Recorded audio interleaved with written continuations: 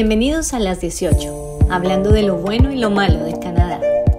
Con ustedes, Claudia Palacio y Ricardo Rivera. ¿Cómo estás? De pelear con la tecnología. Es que eso nos pasa a todos y a diario. ¿Cómo vas? ¿Cómo va tu día? Muy bien, afortunadamente. ¿Cómo sigue esa pierna, señor? Bien, ya 2 semanas más y puedo empezar fisioterapia. ¡Ah! ¡Qué emoción! No, después de, ¿cuánto? Creo que son 50 más 64 días. ¡Qué locura! Eso pasa cuando uno pasa de los 30. Eso por un lado, y por otro que es una experiencia que me ha enseñado a ser agradecido bastante. Ay, no. Uno se da cuenta de las cosas simples que uno puede hacer en el día a día y solo cuando pasan este tipo de cosas te das cuenta. Entonces, ha sido una experiencia bastante enriquecedora en esa parte. O sea, yo siempre trato de mirarle lo positivo a todo y esto me ha ayudado bastante a eso, a ser más agradecido con el solo hecho de poder pararme a tomarme un vaso de agua, que es algo tan insignificativo, pero cuando no lo puedes hacer o necesitas depender de alguien para poder hacerlo. Ay, ahí es cuando dices tú, Dios mío, poder caminar. ¿Cuántas personas hay que no pueden y han hecho Correcto. cosas extraordinarias? Exactamente, ¿no? Y otra cosa que me he dado cuenta, muchos sitios, sobre todo pues acá alrededor de donde yo vivo, que es más conocido donde me la he pasado, no tienden a pensar mucho en las personas con discapacidades, que uno no se viene a dar cuenta sino hasta cuando le pasa a uno. O sea, son cosas tan sencillas, pero empiezas a salir y yo, ¿cómo carajos voy a abrir esta puerta? Una puerta que pesa, Una qué sé tonelada. yo. Sí, exacto. Más con viento y todo eso, y queda uno loco. Pero bueno, ¿tú cómo estás? Muy bien, Ricardo. Pero ese tema que acabas de tocar es interesante y lo deberíamos tocar en algún momento, personas con discapacidades en Canadá. ¿Para qué estamos preparados? Porque las discapacidades son físicas, son mentales y son de otro estilo también, pues dependiendo del sentido del que estemos hablando, pero es un tema interesante en Canadá, discapacidades. Ese y sobre todo también el del sistema de salud que he visto últimamente que se está tocando otra vez de nuevo, sus pros, sus contras. Yo soy pro, es decir, tuve una experiencia espectacular del sistema de salud de este país, o sea, en mi experiencia personal, uno de los mejores. Me fue muy bien con todo mi proceso, con la cirugía que tuve, el servicio que tuve, la rapidez con la que actuaron los doctores, los médicos, cirujanos, el equipo que me estuvo atendiendo. Fue una experiencia increíble, un sistema que puedo decir, en base a mi experiencia personal, no tiene absolutamente punto de comparación con un sistema privado en Latinoamérica. Espectacular. Pues tema para otro día. Hoy, Ahí está. ¿qué tal si arrancamos? ¿Con qué íbamos? Vamos a hablar hoy de documentos, o sea, vamos a hablar el tema del episodio de hoy es más, tiene que ver con un problema en el cual nos podemos llegar a enfrentar cuando hacemos esa aplicación, ya sea para una visa de turismo, para una visa de estudios, y lo vamos a limitar a esos dos, ¿va? Cualquiera, realmente, Ricardo. La pregunta del millón es, ¿me pidieron documentos adicionales o no me los pidieron? Y me negaron la aplicación sin pedirme nada. Exactamente. Bueno, entonces, iniciando, ¿cómo puede llegarse a dar ese escenario, Clau?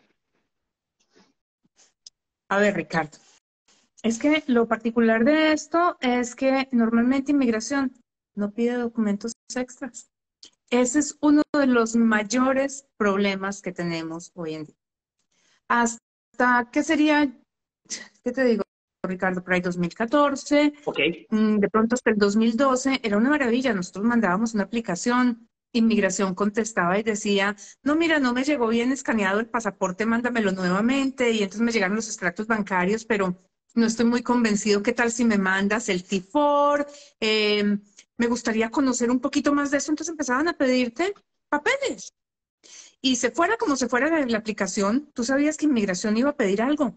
Entonces, pues, patrocinios familiares, por ejemplo, mandábamos 3 o 4 pruebas de convivencia, o sea, del famoso Common Law, 3 o 4 par de fotos, un par de cartas y un extracto bancario. Entonces, inmigración devolvía, al cabo de las 500,000, una carta, porque en esa época, pues, ni emails, era por carta.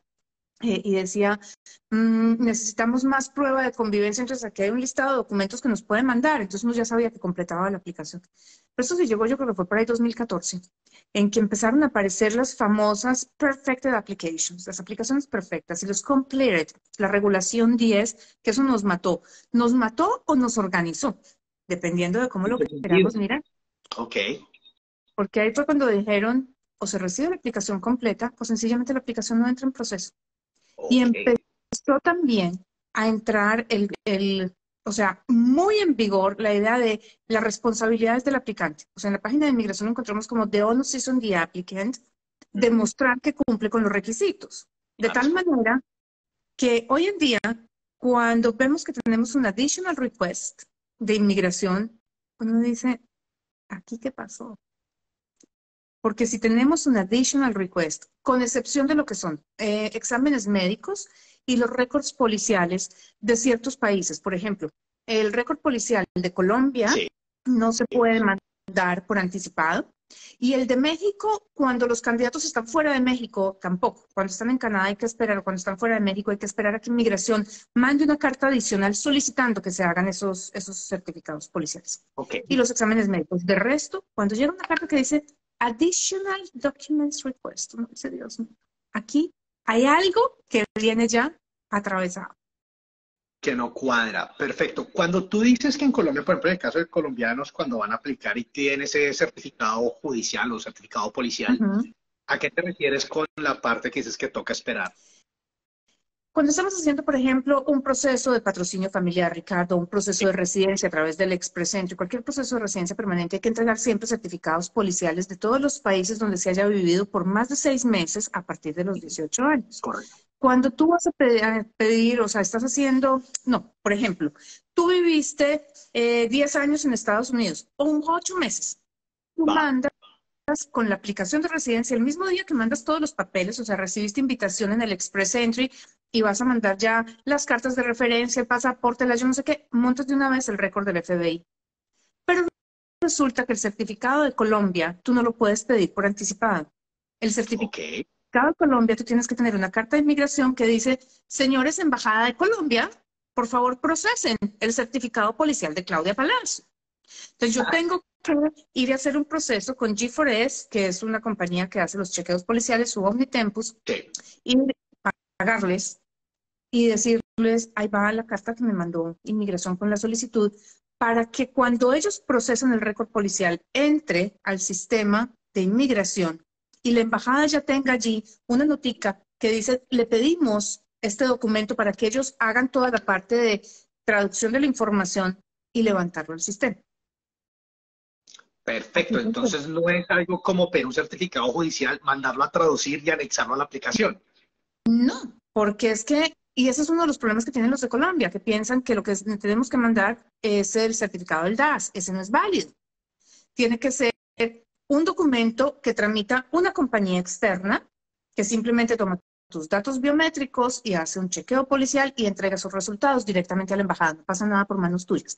Para los mexicanos ocurre algo similar cuando están en Canadá. Tienen que mandar las huellas digitales, la foto del o sea, la foto de frente, foto de perfil, la copia del pasaporte, mandarlo a la embajada. La embajada se le entrega a la FGR, que es la Fiscalía General de la República. Ellos hacen todo el proceso del chequeo policial y lo entregan a la embajada. No pasa por manos del cliente. Ya, pues, Entonces, eso siempre lo piden aparte. ya. Pero cuando te llega una carta que dice Additional Documents Required, y entonces te dicen, bueno, su cliente es de Colombia y queremos que nos mande, por favor, todo el desglose de su historia militar. No dice, oh, aquí esta aplicación se va a demorar un montón de tiempo porque lo que van a ver es si esta persona puede encajar dentro de los cargos que tiene el ejército colombiano, que es de crímenes de lesa humanidad. Correcto. Entonces, pues ya sabe uno que hay algo que puede generar problemas. Cuando estamos haciendo un proceso de patrocinio familiar y le dicen a uno, yo quiero que usted me mande prueba de ingreso del último año, uno dice, Dios mío, el cliente o entró en bancarrota o el cliente está sin trabajo y está recibiendo asistencia social o tiene un ingreso muy bajito que ya se dieron cuenta a través de Revenue Canada, no a través de los documentos que se pasaron, y aquí hay algo que va a entrar en investigación. esto para un proceso, por ejemplo, de sponsorship familiar. Hablando simplemente de una visa de estudios o de una visa de turismo, Canadá no tiene ninguna obligación en decirme a mí si me falta algo o no, ¿correcto? No, no, porque es que a menos, Ricardo, de que vamos a entrar a decir que te vamos a negar a ti la visa, a Ricardo Rivera, porque tienes cargos por narcotráfico, ¿vale? Correcto. Entonces ahí tienen que darte el chance de que tú digas, esos cargos no son míos, o sea, tengo un homónimo, aquí está mi récord limpio, o lo que sea, pero no cuando es porque tus fondos no son suficientes, porque es que, ¿qué te digo yo? El propósito de tu viaje no es, o sea, como muy claro. No, porque eso es absolutamente discrecional de un oficial de inmigración. O sea, el único momento en que inmigración está obligado a pedirte documentos adicionales es cuando de una u otra forma se pueden violar tus derechos naturales de justicia, ¿cierto? Que es básicamente por un récord criminal o por un récord médico, Ricardo, que sería, digamos, poco ocurre en visas temporales, que te vayan a poner problema por inadmisibilidad médica, es más porque tengas una enfermedad contagiosa. Sí. Que se pueda convertir en pandemia, pero pues de eso no nos dimos cuenta en COVID, o sea que ni modo. Entonces, pues, O sencillamente... que sea un golpe fuerte para el sistema médico canadiense, ¿correcto? Sí, pero lo que pasa es que los que vienen temporales, digamos que entre comillas, no los cubre el sistema médico, entonces ahí pocas veces se ve una inadmisibilidad médica en un temporal, se ve más es en residencias permanentes. Ok. Por eso te digo, tiene que ser algo muy particular donde te vayan a poner cargos por algo, pero no porque tú no declaraste una visa americana, por ejemplo, que te digan, bueno, entrégueme documentos a ver por qué le negaron a usted la visa americana en el 2019. No, usted contó su cuento completo y mandó una aplicación con toda la información desde el principio. Olvídese que aquí no le vamos a preguntar absolutamente nada más. Inmigración no te va a pedir documentos adicionales. Las aplicaciones se entregan y ellos toman decisiones con base en lo que está sobre su escritorio. Eso es. Entonces, mirándolo por una parte de tu experiencia, entonces vea, ponme cuidado, aplico yo la visa, ¿ok? ¿A cuál visa? Hagamos visa estudiante, Vale. ¿sí? La mayoría de personas que nos siguen, yo creo que que también vienen con esa parte de la intención de estudiar para buscar una posible migración a Canadá. Aplico yo para mi visa de estudios, hago la aplicación por mí mismo, veo, entiendo lo de la página web, veo a lo que da, qué documentos van a pedir, trato de recopilar todo, me falta un documento, me niegan la visa, listo. De ahí tengo que pasar a investigar o a buscar el por qué me la negaron, ¿correcto? Notas de expediente, ATIP. Correcto, el ATIP. Y ese proceso lo puedo hacer yo sin necesidad de ayuda o necesito contar con el soporte de alguien para poder pedir el ATIP. Hay una cosa muy cómica, Ricardo. Se supone que a partir de junio del año pasado, cualquier persona, independientemente de su estatus en Canadá, podía pedir un ATIP. ¿Estatus en Canadá? Sí, podía estar afuera. Sí. Ok. O sea, históricamente, tú tenías que ser residente ciudadano canadiense de una compañía en Canadá. Ok. Pero a partir del año pasado, se supone que cualquier persona, o sea, Pedro Pérez en Colombia, que hizo una aplicación de visa de turismo y se la negaron, podía pedir su propio ATIP. Ok. Pero curiosamente, la semana pasada estaba en el grupo de la oficina trabajando en varios casos y me escriben y me dicen, Claudia, necesitamos copia de tu pasaporte canadiense o de tu driver's license o de tu PR card. ¿Para qué? Porque es que ATIP nos está pidiendo que pruebes que tú eres residente canadiense. Ya, ¿de cuándo acá? Se supone que lo quitaron el año pasado, pero este año pidió prueba de mi pasaporte.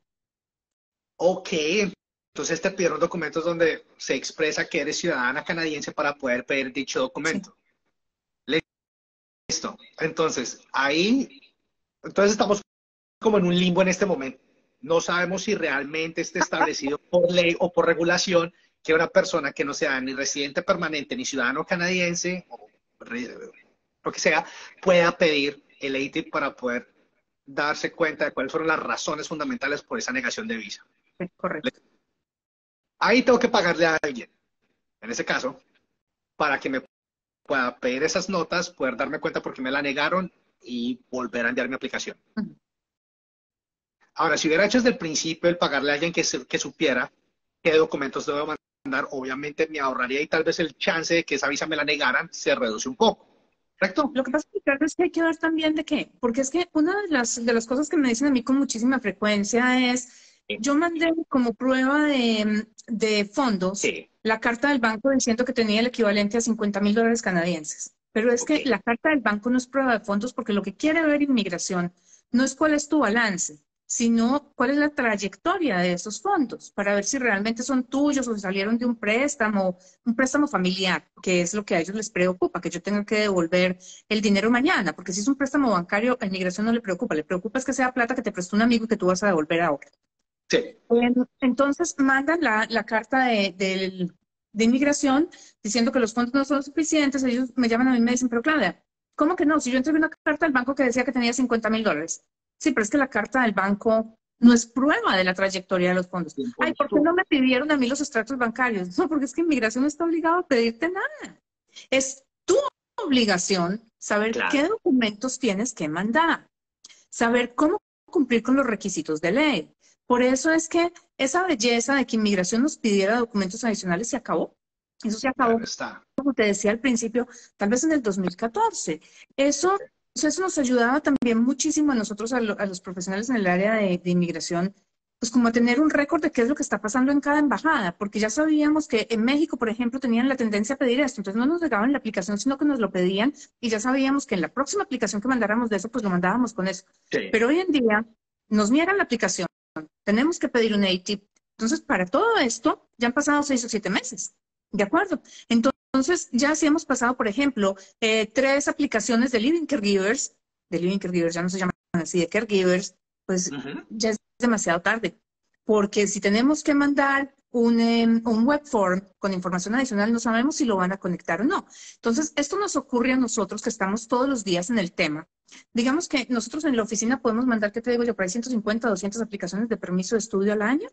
Entonces, cuando hacemos este volumen de casos que son bastante similares y más o menos en las mismas embajadas, nosotros tenemos el día a día, ¿vale? Imagínate lo que puede pasar con una persona que hace su aplicación y que leyó en Google lo que había por allí y que oyó 20 o 30 videos en YouTube de cualquier documento pues, que le dijeran cómo hacerlo y qué tenía que mandar. ¿Cómo puede estar de desactualizada? O sea, nosotros porque todos los días lo vamos viendo. Pero cuando son aplicaciones que no se hacen todos los días, por ejemplo, una aplicación de humanidad y compasión, que son aplicaciones que se demoran 3 años para que esta vaina lo revisen, para el momento en el que uno recibe la belleza de carta diciendo esta aplicación fue negada, pide las notas del expediente, le llegan las notas y dice que el oficial pensaba que, ¿qué te digo yo? Que la situación en Filipinas no era porque no se entregaron documentos de cualquier cosa. Uno dice, Dios mío bendito, si yo hubiera sabido esto hace un año y medio, pues no hubiera mandado la aplicación así, sino que hubiera pedido el récord de quién sabe qué. claro. Pero un año y medio tarde, Ricardo. Ese de onus es un día applicant, es una situación muy complicada porque es que no te da chance a ti de decirles, pero ven, que espéreme que yo le explico. No, tú explicas desde el principio o te fuiste así. ¿De acuerdo? Por eso la importancia de ver cuál es el volumen de aplicaciones que se manejan en determinado rango o en Sí, determinado tipo de aplicación en una oficina. O el youtuber al que estás oyéndole la historia de cómo funciona esto, cuántas ha hecho él personalmente, no que le haya contado el amigo, porque tenemos todos una memoria corta y se nos pasan detalles, entonces pues la idea no es esa. La idea es ver cuántas aplicaciones de tratado de libre comercio ha mandado la persona que te está hablando del TLC. ¿Cuántas aplicaciones de refugio ha hecho la persona que va a hacer la aplicación de refugio para ver cómo tiene que documentar ese caso? Porque es que no puede llegar a la audiencia y el día de la audiencia decir, ay, venga, pero espere un momentico que es que yo le puedo entregar otro papelito que me encontré. No, pues no funciona así. cero. ¿De acuerdo? Cero. Entonces, eso todo se aprende en la medida en la que uno maneja todos los días más o menos el mismo tipo de aplicaciones y maneja también el mismo tipo de oficinas. Porque Claro. es curioso también ver que, por ejemplo, en América Latina, si yo hago una solicitud de permiso de trabajo para un caregiver o para un truck driver, mm, lo más factible es que no me pidan a ellos. Pero si lo hago en la India, si mando la aplicación sin el IELTS, o sea, ni para qué espero la respuesta, o sea, de una vez la doy por rechazada, porque ya estamos acostumbrados a que es obligatorio en la India. En América Latina todavía se reservan el derecho de pedirlo. Ahora, si tú me preguntas, ¿Claudia Palacio los manda o no los manda? Yo los mando de una vez. ¿Se reservan o no el derecho? Yo ya se lo entregué, maestro, porque eso no puede ser una razón de que me lo niegue. Claro. Pero no está en el checklist, no está en lo que aparece. en la página de inmigración que dice que son los documentos obligatorios que yo tengo que entregar. Yo lo sé porque manejamos estos casos todos los días de la vida. Y como te digo, inmigración no va a responderle al cliente a decirle, usted aplicó para conductor de camión, pruébeme que usted sí habla inglés. Si no lo mando desde el principio, pérdidas. Sí, porque es que por allá en alguna parte dice que si el oficial que revisa el caso considera que el nivel de inglés de la persona no es suficiente para entender instrucciones y puede poner en riesgo la seguridad de las personas que trabajan con él, entonces el caso podría ser negado. Y ellos usan esa discreción. No está en el checklist, repito. Entonces, eso de saber cómo voy a documentar esa aplicación y no esperar que inmigración me pida algo más es clave. Pero tampoco se trata, porque esta es una de las grandes solicitudes que nos hacen a nosotros los oficiales de inmigración, bueno, los heads de inmigración, cuando estamos en las convenciones, que por cierto viene ya la convención de consultores, siempre nos dicen, por favor, manden la información más completa posible, pero más corta, la más concisa posible. Porque los oficiales tienen limitaciones de tiempo. Claro. Justamente salieron las estadísticas son de la India también. Un oficial de la India tiene que pasar 20 elegibilidades diarias, 25 elegibilidades diarias. Es una locura, Ricardo, la cantidad de información que ellos tienen que procesar. Y entonces ahí es cuando vemos que una carta de intención de estudio de 4 páginas, sencillamente no tienen tiempo para leerla. Así de fácil. Claro. Los extractos bancarios, no es que estamos mandando extractos de 14 cuentas y hay que mandar 4 extractos de cada cuenta y entonces están mandando hasta la página que tiene la letra menuda que dice este extracto bancario ha sido procesado por terror internet, que no tiene nada de información del cliente, sino que es texto genérico y entonces cada extracto son de 5 páginas y son 14 cuentas y son por 4 meses, entonces estamos mandando 200 páginas que tuvieron que reducirlas hasta que quedaran diminutas en PDF, bajándole la resolución porque es demasiado pesado. Entonces, es muy largo, no es legible, la información no está clara, no hay un resumen. Si yo paso de largo y ya después el cliente que se encarte como sea, finalmente si tenía 42,000 y tenía que probar 40,000, todavía tengo la discreción de decir que yo pensaba que 42,000 no era suficiente porque viene de Chile y el tiquete de Chile vale $2,000. Entonces, pues que vuelvan y apliquen, ¿cierto? Claro. Alguien me lo puso. Hace pocos días aprendí algo que me quedó resonando, que es para el gobierno canadiense o para Inmigración Canadá, para ser más precisos, cualquier persona que esté por fuera de Canadá es inadmisible. La persona tiene que entrar a comprobar que no es inadmisible y es la mejor forma de verlo. Porque si yo te digo a ti el día de hoy, bueno, la entrada está ahí, está la posibilidad de que tú puedas entrar, tú dices, bueno, pues yo aplico con mis documentos y lo que estamos hablando el día de hoy. Si me falta algo, de pronto me preguntarán. Pero sí, cuando a mí me dicen, usted es inadmisible en este momento. O sea, usted no me ha mandado el primer documento, no me ha mandado ni siquiera la copia de su pasaporte. Ya le estoy diciendo a usted que usted es completamente inadmisible para entrar a este país. Ahí yo creo que el chip cambia y la situación cambia. Porque tú te agarras de todo lo que tienes que comprobar y lo anexas. Es que yo creo, Ricardo, que ahí es donde tenemos uno de los grandes problemas de entendimiento de cómo funciona Inmigración Canadá. O sea, nosotros tenemos grabado en la cabeza que Canadá necesita repoblarse, que Canadá necesita gente y que Canadá está buscando latinos. O sea, hay 3 errores ahí gigantes. Primero, Canadá no necesita repoblarse. Correcto. Porque no estamos hablando de llenar el país. Estamos hablando de que Canadá necesita un número específico de personas cada año para poder mantener el estándar de vida. Y entonces mira que ahí completamos la frase. Mantener el estándar de vida. ¿Qué significa esto? Que no es cualquier persona. Tiene que ser un perfil específico que pueda ingresar al mercado laboral rápidamente para darle soporte a la economía. Lo segundo, Canadá no está buscando latinos, ni está buscando chinos, ni está buscando hindúes, ni está buscando... No, Canadá no dice yo necesito esta etnia o esta cultura o esta religión o esta raza. No, estamos hablando de, en general, personas. Entonces empecemos por allí. ¿Qué tanta gente necesitamos? ¿Necesitamos 457,000 nuevos residentes este año? No nos cabe más. Entonces, pues, no abusemos. O sea, no abusemos, no dejemos entrar más de los que podemos recibir, ¿vale?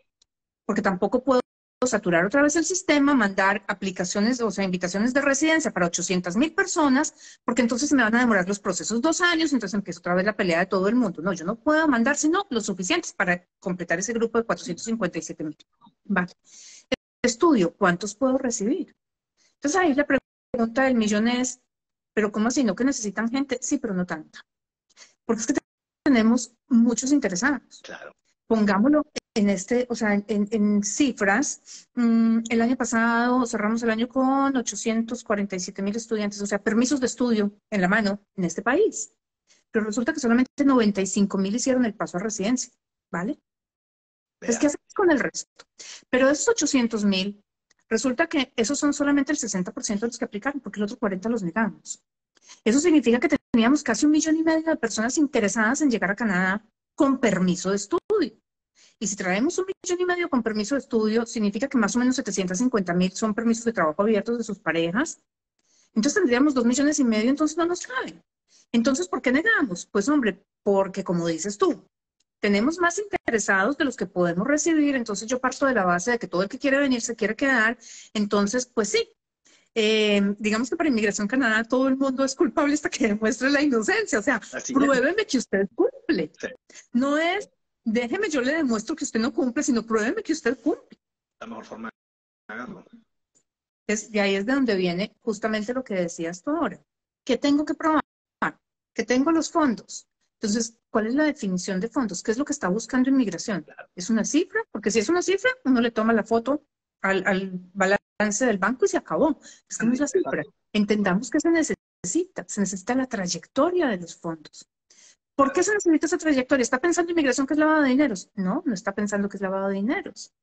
Está pensando que la gran mayoría de las personas que han mostrado esos lump sums, porque así se llaman, esos depósitos abruptos en la cuenta bancaria, cuando han llegado aquí en Canadá, no han estudiado, porque ellos llevan unas estadísticas bastante bien organizadas. ¿Por qué? Porque resulta que ese dinero se los prestó un familiar o un amigo, entonces mandaron el extracto bancario, les aprobaron la visa, devolvieron el dinero y cuando llegaron a Canadá no pudieron estudiar porque no tenían los fondos. Claro. Eso es lo que nos muestra todo el histórico de lo que vamos aprendiendo a través de los años y a través de las reuniones con Inmigración, a través de todos estos memorandos, a través de todas estas publicaciones, a través de todas las políticas que van saliendo. ¿Vale? Entonces, vuelve y juega. Dice, mándeme los extractos bancarios de los últimos 4 meses. No. Dice, mándeme las pruebas de fondos de los últimos 3 meses. Pues, ¿por qué 4?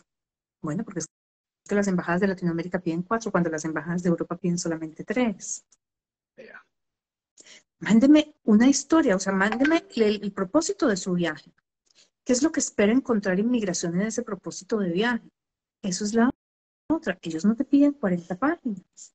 Ellos te piden que tú documentes. Entonces tú dices, no, lo que pasa es que imagínense que mi plan es ir a Canadá a estudiar mercadeo, porque yo quiero montar una agencia de mercadeo. Y de hecho, la semana pasada o antepasada publicamos en las redes sociales nuestras unos extractos de unos 6 tips donde estaba ese caso. O sea, tenemos un aplicante principal que tiene una carrera en el área de salud y el otro tiene una carrera en el área administrativa y quería la chica venir a estudiar a Canadá mercadeo porque querían volver a país de origen a montar una agencia de mercadeo y resulta que ni en las cartas de referencia laboral aparece que ellos tengan experiencia en el área administrativa de mercadeo, no aparece nada en sus diplomas, no aparece nada tampoco en sus extractos bancarios que muestra que tienen con qué venir y montar aquí o sea, estudiar y después regresar y tener los fondos para montar allá una compañía. Entonces, pero ¿y por qué Inmigración no me dijo que era que no entendían de dónde salía si es que yo he hecho cosas paralelas? Porque es que Inmigración no va a preguntar nada. Una responsabilidad. Inmigración lo que va a hacer es leer la carta de intención, leer los documentos y en la carta de intención tiene que estar todo y tiene que ir todo amarrado, pero es responsabilidad del cliente. The onus is on the applicant.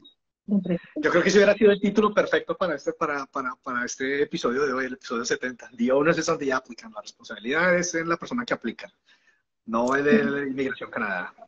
No lo es, Ricardo. Y es triste porque hay veces que uno dice, es que la ponen muy de para arriba. O sea, ¿cómo hubiera yo podido pensar que una persona que tiene una historia de trabajo, digamos, la policía no es considerada fuerza, o sea, del ejército. Entonces, Correcto. ¿cómo podía yo anticipar que a un policía en Colombia le iban a pedir todo el disclosure de su vida policial? La hoja de vida. Sí, la hoja de vida. Es imposible saberlo, ¿me entiendes? Correcto. Pero a mí hay veces que yo veo personas que tengan el uniforme que tengan en Colombia, yo le digo, ¿sabe qué? Vaya preparando esto de una vez. Porque puede que nos lo pidan y si no, mandémoslo de una vez. Y si es del ejército colombiano, de una vez nos vamos con esa.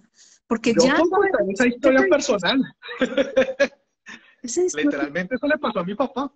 Mi papá tuvo que presentar todo lo que fue la hoja de vida militar, que era prácticamente para los que son viejas escuela que estén viendo el video o oyendo este episodio. La hoja de vida es prácticamente el tamaño de un directorio telefónico. O sea, porque es toda, o sea, fue una trayectoria de cuánto, más de 35 años en el ejército de Colombia. Y a la hora de aplicar, ¿a quién se le iba a ocurrir mandar a traducir todo eso a inglés? A nadie. Cuando se pidió el ATIP, entonces ya eso yo lo vine a hacer años después, ya cuando empecé a entender cómo funciona el sistema y que ya podía hacerlo, claramente estaba en la nota. Esto está en español. Yo no sé leer español. sí, uno se encuentra con muchísimas cosas en los tips, Ricardo, con Claro. sorpresas. Las cartas, o sea, cuando aplicamos para visas de turismo, entonces la persona que está aquí invitando, diciendo lo que pasa es que yo quiero que venga al cumpleaños de mi hijo. ¿Qué ¿Y más? cuándo es el cumpleaños del hijo? ¿Cuándo? ¿Dónde? ¿Dónde vive? ¿Qué van a hacer? ¿Qué? Pero es interesante porque las mismas páginas del gobierno dicen que se debe explicar en una carta de esas. El genérico, Ricardo, pero es que ese es el problema, que la receta migratoria se acabó en el 2014, esto no aplica igual para todo el mundo. Los casos se miran caso por Sí, caso independiente, o sea, ya no es, mándeme el IELTS, mándeme la copia de su diploma, mándeme las cartas de referencia laboral y mándeme la copia de su pasaporte y es Federal Skilled Worker. No,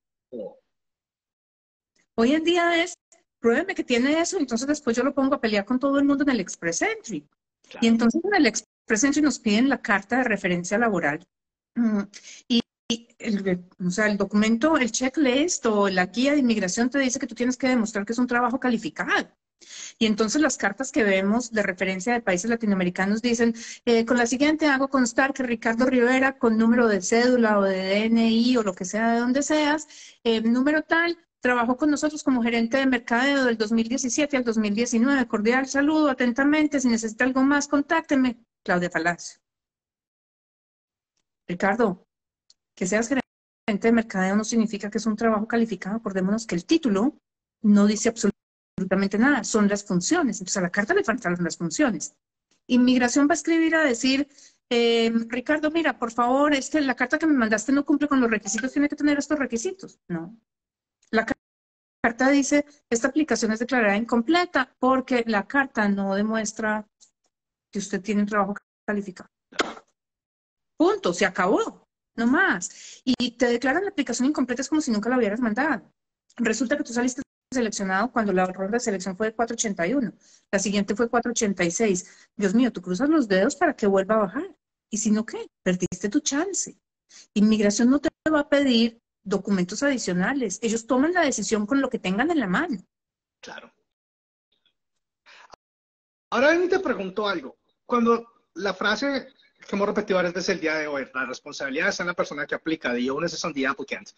Entendiendo esto, voy a aplicar para una visa de estudios, estoy pagando el servicio de una consultoría de inmigración, entendiendo que para el gobierno la responsabilidad está en mí, así tenga o no un representante. ¿Cuál es tu opinión en cuanto a la carta de intención que yo debo de presentar? ¿La escribo yo? ¿La escribe la persona que me representa? ¿La escribe alguien que maneje mejor el idioma? ¿La tengo que escribir en español y la mando a traducir? O sea, me gustaría ver tu opinión respecto a esto. Ricardo, el día que tú le propusiste matrimonio a tu señora y el día que te paraste ante quien sea que haya sido, Sí. esos famosos votos, ¿los escribiste tú o te los escribieron? No, me tocó a mí.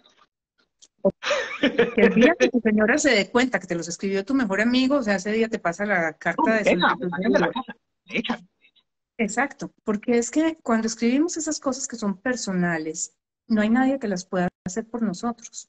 Ok, Hay mucha gente que dice, son ustedes los consultores o los abogados, los representantes legales, los que tienen que saber qué tiene que decir la carta. Nosotros sabemos qué requisitos tiene que cumplir, claro. pero yo no puedo saber qué va a decir tu carta, Ricardo, porque yo no sé tú por qué quieres hacer un MBA. Sí, ¿Cómo no, no, no le es. voy a decir yo a inmigración? Mira, Ricardo quiere un MBA porque resulta que Ricardo quiere llegar a la vicepresidencia de estudiantes internacionales de la Asociación de Colleges de Canadá. Y resulta que parte de los requisitos de la asociación es que tenga un MBA, como aparece en el no sé qué de la asociación que dice que el perfil obligatoriamente tiene que tener esto. ¿Cómo lo vas a ver yo? Claro. Eso lo No, no, sabes no, tú no porque tiene eres el que. que está. Exacto, tú estás metido en tu día a día. ¿Cómo le puedo decir yo a inmigración dentro de esa carta de intención? Lo que pasa es que cuando Ricardo estudió administración de empresas, Ricardo no vio análisis de datos. ¿Cómo sé yo? Y resulta que ahora el 50% de su trabajo es análisis de datos. ¿Cómo lo sé yo, Ricardo? Ahora, supongamos que yo me invento un cuento y monto una carta, que por cierto la semana pasada me llegó una que yo me quería sentar a llorar porque le entregaron un formato que decía, por la presente quiero expresar mi intención de estudiar en Canadá en el college, complete aquí, el programa de complete aquí, porque trabajar, y era todo así, complete aquí, el nombre del college, el nombre del programa, el cargo que tenía en país de origen, pero no había nada sustancial. Y entonces ahí es cuando inmigración dice, esto es un plan muy vago, no dice absolutamente nada. Pero ven, y ahí haz un paréntesis que esto me lleva a un punto súper importante que pasó recientemente dos veces. Estudiantes de la India, un grupo grande que lamentablemente o están ahorita pendientes de qué va a pasar con ellos porque aplicaron en el momento con documentos Ujú. falsos. Y ahorita tenemos el caso, creo que fue en Quebec, en la provincia de Quebec, y alrededor de 50 personas que aplicaron por proceso de refugio y se vinieron a dar cuenta después que los procesos literalmente fue un copy-paste. Exactamente lo que estamos hablando ahorita de inserte aquí, inserte aquí, inserte aquí, inserte aquí y envíe. Entonces, puede llevarnos a una negación o puede llevarnos a una aprobación, pero después puede que el gobierno se dé cuenta que fue un copy-paste y sencillamente pues no tiene sentido en que me den el siguiente paso que vendría siendo la residencia. No Puede llegar a pasar, solamente, correcto. no solamente que no te den el siguiente paso de la residencia, Ricardo, sino que hay una revocatoria de residencia por fraude. Porque es que la residencia permanente en Canadá no es tan permanente como parece. La Ah, residencia permanente tú la tienes que renovar cada 5 años y cada vez que la renuevas tienes que probar que cumples con los requisitos. sí, ¿De acuerdo? Entonces, ese copy-paste, eso de que la agencia haga la carta, de que tu consultor o tu asesor haga la carta, lo único sí. que está invitando es a que haya problemas a futuro. Inmigración Canadá maneja unas bases de datos increíbles. O sea, yo no sé de qué tamaño es esa vaina, porque cada punto coma que tú le has entregado a Inmigración Canadá está guardado en un archivo con Sí. seguridad total.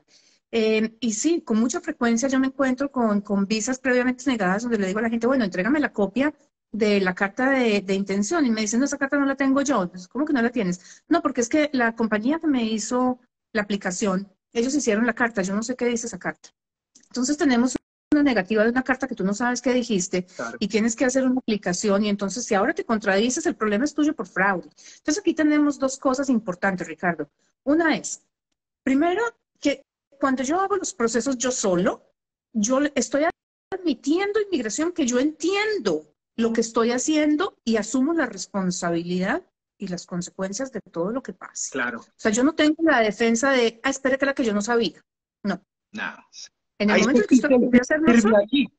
sí. En el momento en el que resolvió hacerlo solo es porque usted les dijo, yo entiendo y sé lo que estoy haciendo, Sí. ¿vale? Y en el momento en el que yo le entrego mi proceso a un representante, yo me tengo que asegurar de que mi representante maneja los procesos de una forma ética para que en el momento en el que tengamos un problema, porque se puede presentar una negativa en cualquier momento, no nos puede Claro. olvidar que, por ejemplo, las estadísticas de negativa de permisos de estudios del 40% a nivel mundial y de visas de turismo del 50%, Claro. en el momento en el que tengamos una negativa, podemos recurrir a explicar por qué es que tengo la forma de hacerlo. No tengo que empezar a cubrir rotos y a tapar una mentira con la otra. Porque es que tapando una mentira con la otra, en algún momento, Ricardo, esta vaina va a chocar. Y a mí me llama Claro. mucho la atención cuando me dicen, bueno, pues entonces, ¿cómo hago para documentar que yo sí tenía esa experiencia? Con una carta de referencia laboral, ya tenemos una aplicación negada de visa de turismo, aplicó para permiso de estudio, se lo dieron, aplicó para un PGWP y se lo dieron. Ahora vamos a aplicar para la residencia y me dice que las cartas y la historia laboral con la que usted aplicó para el permiso de estudio no existen. O sea, ¿cómo le cambio yo ahora el versito de inmigración? Claro. Entonces, no, eso, cuando uno ha hecho las cosas, uno la tiene claro. Cuando alguien se lo ha inventado, uno tiene que meter las patas en algún lado, Ricardo, porque sencillamente, ¿cómo sé yo qué dijo esa persona? Y cada vez más rápido mentiroso que un cojo. Uno se acuerda de lo que uno hizo en la vida. Puede que no se acuerde con exactitud en qué año trabajé yo en la compañía ABC, pero sí sé que trabajé en la compañía ABC y sí sé que mi trabajo era en el área de, no sé, administrativa y no en el área de IT, pero resulta que la persona, o sea, trabajaba como business administrator o business, o sea, cualquier cosa, y entonces esta persona puso un business management consultant para que pudiera cuadrar en un tratado de libre comercio. ¿Cómo me voy a acordar yo, Ricardo, dentro de 6 u 8 años, que esa compañía puso esto? ¿Sí ves? No hay forma. Y como te digo, inmigración no va a volver ahí. En ese momento de pronto sí vuelve con una cartica que se llama un fairness letter. Y me dice, a ver, Claudia, tú aplicaste para un permiso de estudio en el 2015 diciendo que tu experiencia laboral era como asistente administrativa, aplicaste para un permiso de trabajo de posgraduado diciendo que la experiencia laboral en esa época era como asistente administrativa, aplicaste después para un tratado de libre comercio diciendo que eras un business management consultant y ahora resulta en la aplicación de residencia que no, esa experiencia era como business analyst. O sea, aquí tenemos 4 aplicaciones con 3 cargos distintos. O sea que, ¿sabes qué? Eso se llama un fairness letter y eso es lo que nos dice esta vaina va para una investigación extensiva porque hay algo que definitivamente no cuadra. Entonces, volviendo al tema del inicio, ¿cuándo me pide a mí documentos de inmigración? En teoría, no debería pedirlos nunca. Nunca. El día que los piden, uno ya sabe que algo no cuadra. Algo no cuadra en la historia. Hay algo que no cuadra. A menos de que sean los certificados médicos y los certificados policiales. Los médicos siempre los piden después y los policiales, dependiendo del país que sea, se mandan con la aplicación o se mandan posteriormente. Pero, o sea, inmigración no debería pedir nada extra. El día que pidan algo extra, prepárese porque hay algo que ya entró en reversa. Claro, y por último, para ir cerrando, tu opinión respecto a traducción de documentos. Para cualquier proceso que se haga ante Inmigración Canadá, ¿debo mandar a traducir absolutamente todo lo que voy a presentar o ciertos documentos? ¿O cómo funciona aparte? Absolutamente todo, Ricardo, porque es que hoy en día la aplicación puede ser revisada en cualquier parte del mundo. O sea, hasta la pandemia, yo sabía que yo aplicaba por un permiso de estudio de un colombiano que estaba en Colombia y pues la aplicación me la iba a revisar Bogotá. Pero con la pandemia, cuando empezaron a cerrarse oficinas y la gente a trabajar online, claro, empezamos a ver que las aplicaciones de Bogotá las revisaban en Jordania. Y en Jordania el oficial de inmigración habla español. Explíquele un man de esos que es un CDT. Exactamente. Entonces, por eso es que absolutamente todo tiene que venir traducido. Ahora, hay algunas cosas que no necesitan traducción de cada una de las páginas, como los extractos bancarios, por ejemplo. Okay. Ahí hay cosas que se manejan y se manejan además por volumen de información y pues, o sea, hay que seguir instrucciones también de embajadas, pero en términos generales, o sea, 100% de los documentos. Cuando hay un proceso de patrocinio familiar, por ejemplo, que hay que mandar las pruebas de comunicación, a mí me encanta la gente que se comunica por WhatsApp porque uno le hace un export al chat completo y entonces le aparecen literalmente 980 páginas y hay que empezar a hacer un extracto porque se deben mandar máximo 10 páginas, entre 10 y 30 páginas de documentación de relación. Entonces, listo, 10 páginas de las 800 y tantas y muchas más. Hay que traducirla, Ricardo, porque es que, ¿cómo entiende el oficial de inmigración qué estoy diciendo? O sea, perfectamente me podría estar diciendo, yo no lo quiero volver a ver a usted en la vida, hasta aquí llegamos, esto es una, no sé, una relación solamente por papeles y en vista de que usted se va a devolver a mí ya no me interesa. ¿De podría dónde estar acá diciendo, amor, no se te olvide traerme por favor leche o compra pan porque no hay para el desayuno. Después, Claro. si el oficial no entiende lo que dice, ¿cómo vamos a saber si esa relación es genuina o no? Claro, claro, claro. No, y suena gracioso, pero así es. O sea, ese es el tipo de pruebas que se tienen que presentar para comprobar que una relación es legítima. Sí, claro. Vale. No, súper, ¿no? Claro, pues bueno, otra vez muchas gracias. Episodio 70 a las 18. Eh, aprendimos bastante, aprendí yo bastante el día de hoy en cuanto a Y lo que esta cuestión del aprendimos feminismo. es que la responsabilidad es toda mía. O sea, como cliente, Y una como dinámica. aplicante. Ahí está Sí. escrito en varias partes de las páginas del gobierno de Canadá y tomarlo como consejo. Yo en este momento, si estoy por fuera de Canadá, quiero empezar a hacer mi proyecto, sea el proyecto que sea, visitar, estudiar, trabajar, emigrar. Yo soy inadmisible en este momento para Canadá y tengo que entrar a demostrarle a inmigración que no lo soy. Entonces, ¿cómo voy a contar la historia y qué voy a anexar para que pueda yo demostrar que realmente puedo ser admitido en el país? Sí.